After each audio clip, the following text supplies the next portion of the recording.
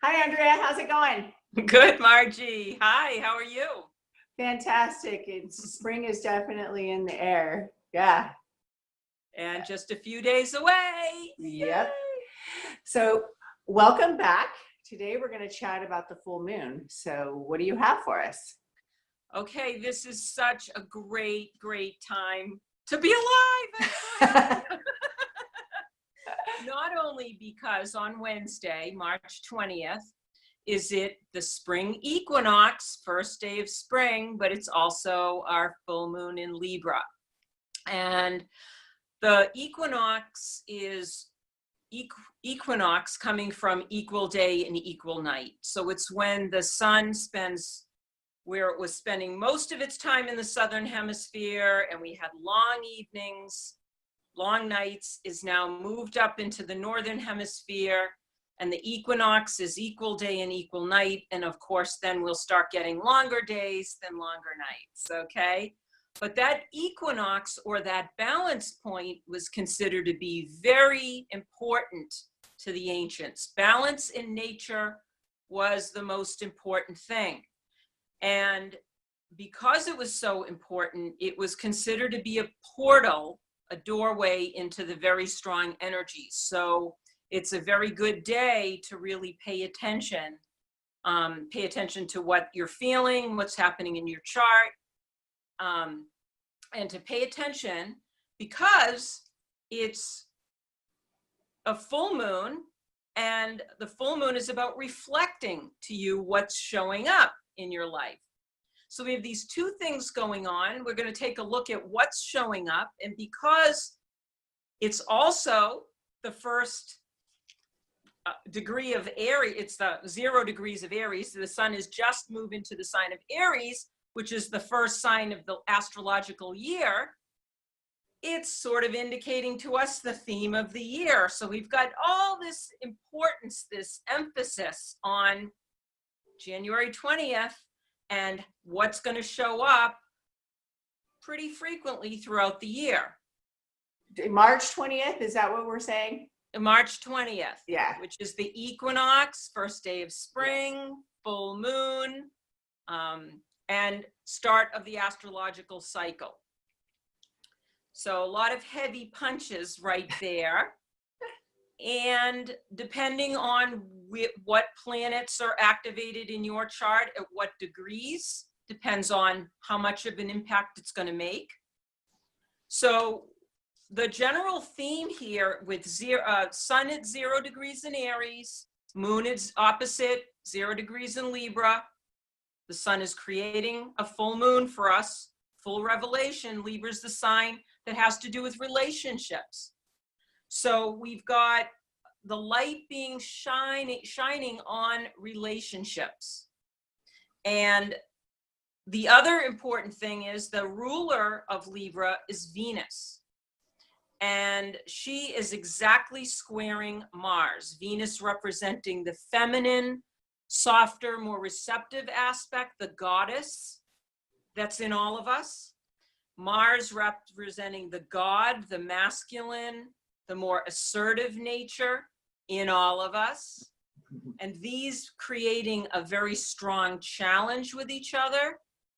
And so really, this is about relationship, both outwardly and inwardly. Your own inner masculine. Our own balance of the divine feminine and the divine masculine, right? Right. Yeah. Right. And one last real important note on that, the sun is conjunct Chiron, the wounded healer. And so the theme of wounding and healing in relationships pertaining to this masculine and feminine, all showing up. But this is sort of the stamp for the astrological year. What's being revealed to us if we want to open our eyes to see it.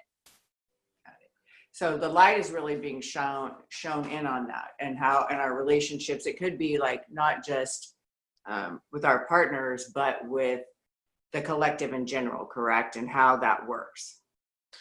Yeah, so the collective in general will be, enough people in the collective will be impacted Like I said, there will be some people who will be less impacted because they won't have these degrees being affected in their chart. But in general, enough of the collective will be impacted by this where they'll be feeling some of this. And I want to just make you chuckle a little bit because I want to talk about the energetic frequency, or what Venus looks like and what Mars looks like. Okay. Yes. So Venus is in Aquarius. The goddess is in Aquarius. And the sign of Aquarius is the cosmic, freedom-loving vision seeker. Okay. She's all over the cosmos. She's detached because she wants to see things from the highest perspective possible. And she doesn't want to get entangled down into the physical and emotional realms of Earth. Okay. Squaring her is Mars, who's fully in Earth. He's in Taurus, and Taurus loves the sensuality, loves the sexuality, and all the entanglement that comes with that. And he wants to be intimate and unite with her, and he wants deep intimacy and friendship and trust as she's flitting about. Okay. And so it makes me laugh at how these two are at odds. They're squaring off with each other as a representative of what could be showing up externally in our lives and internally in our lives. Maybe we want to be in a deep, intimate relationship, but then we don't at the same time. Yeah. Or also teaching us how we can balance both of those, right? Like being free in our relationships to be ourselves, but also to be present with someone else, right? Yes. So that's a great point, Margie. The energies here are both oppositional, requiring balance, seeing both sides and creating a balance. And then they're squaring, creating a challenge, like picking up a weight that is meant to build a muscle through repetition so it becomes our greatest asset. So, okay, so thank you for bringing that up. We've got the opposition to bring awareness and balance, and then that challenge that brings strength and healing. Now, when we look at our own parents, it's good to recognize where we may have been patterned and programmed as to how we see the masculine and feminine showing up in our own life. Okay, because it may be time to reevaluate what we see as an ideal masculine and what we see as an ideal feminine, both the projectionary energies and the receptive energies, and what we think as manly and masculine or strong, and what we view as feminine and gentle and receptive. So there's that. I feel like that when you're speaking about this, that definitely feels like all of that's going to flow into the coming year, and we can see that right in our external, like what's happening outside of us in the world right now. Right. And how powerful and beautiful if we could go into those spots and allow what the true divine masculine and the true divine feminine really are, and let go of some of those old patterns so that we can balance those as we walk through the next phase.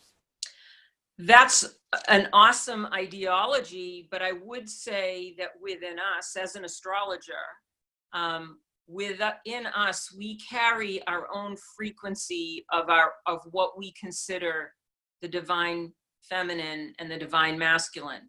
Yes.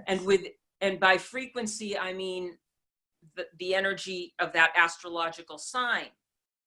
But here's the interesting thing about every astrological sign is that there's what we would call a higher, more refined frequency of that sign, where things are the return will be a little bit better. And then there's the lower frequency or the not so great responses using that. Okay. And I think what's great about this energy that's coming up for this month is we get a chance to balance those, to observe ourselves. What do we consider to be really beautiful, divine, feminine, receptive energies? What do we consider to be divine masculine energies? And you can look to your chart for your Venus and Mars to take a look at that. Yes, yes. Okay. It does represent, like, yes, for each of us, it looks differently. Yes, Yes. for sure. Yes, but it is important, I think, to question what we took for granted as being truth, right? As was expressed in our own home growing up with our own parents, Yes. and to question what's true for us now, and what do we consider beautiful, and where do we create our own sacred marriage between our inner feminine and our inner masculine. Yeah, that's a great, maybe writing down some things as they appear to us, right? And how they actually feel to us as we're expressing it, like maybe patterns that our parents had, right? And as we say them out loud, how that really resonates with us or doesn't, and Right. go from there. Yeah. And with Mercury retrograde, for me, Mercury retrograde, again, we talk about reviewing and reevaluating what we think, our thought process, instead of being so logical and left-brained, kicking in more of the intuitive side and reevaluating how we think about things. And so Mercury being retrograde is a great time to take notes on ideas that pop into us for us about the inner masculine, the inner feminine. And you definitely would know something's coming up if you're feeling the tendency, if you're seeing yourself get irritated or annoyed by a loved one or a close companion. Of course, if you're angry and frustrated, that is an outward expression of what's going on inwardly with you. That's all asking to be healed. Yes. So it's all coming up to be healed. Yes.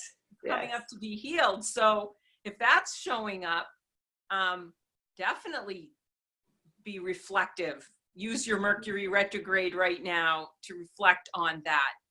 Or really any challenging aspect, because assertion is always seen as a male energy. And if you're feeling like you can't, either you have to be too assertive, maybe you're exerting too much of your masculine, or if you're feeling like you're squashed and you can't express yourself, maybe you're not using the divine feminine in the right way. And again, once again, this is the energies of Aries and Libra. The sun is in Aries, the moon is in Libra.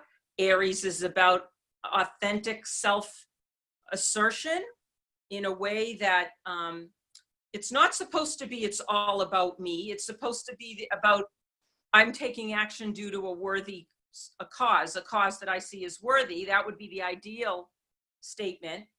And Libra is about relationship, but it's certainly not about squashing your own individuality for the sake of the relationship, right? Being too submissive. It's not about that. It's about communicating and balancing and doing the dance of the masculine and the feminine. So yeah, this is the theme for the year, people. So get ready to dance. Get Let's ready dance. to dance. Right? So I mean, it's good stuff. It is really good stuff. It is really, really good stuff. So let's touch on, just so people understand, like, the chart and what you do. Like, maybe let's pick one thing out of my chart or whatever feels right to you. Okay. And how this particular full moon and equinox relates to me. And so we can see some practical application, and how individuals, when their chart is done, they can actually learn to apply these things with wisdom. Right. So this is what I call a moon reading. You can find this on awakenastrology.com. A moon reading is $35. And what I do is I look at the moment of this full moon equinox, what is happening in your chart? What are the conversations or the angles, what energies are working together or fighting each other, and where can you become more aware? Now you have a loaded chart, Margie. You've got the classic oppositions we talked about. You've got the classic squares. Several planets opposing each other at exactly the place of the sun and the moon. Yeah. And then you've got squares to Venus and Mars. So we've got a lot going on for you. The major opposition, and again, I want to talk about oppositions as being awareness. How do you create a bridge on a seesaw between two ends of the seesaw? Okay. And on one end, you have this aspect of being very wounded, which enables you to become a healer. The more you heal yourself, the greater a healer for others that you become. Yes, Okay? and that's been a journey. You know me well, Andrea. That's been a journey I've dedicated to for decades now, actually. Yeah. I do Being know that. being the seeker and healer that I am.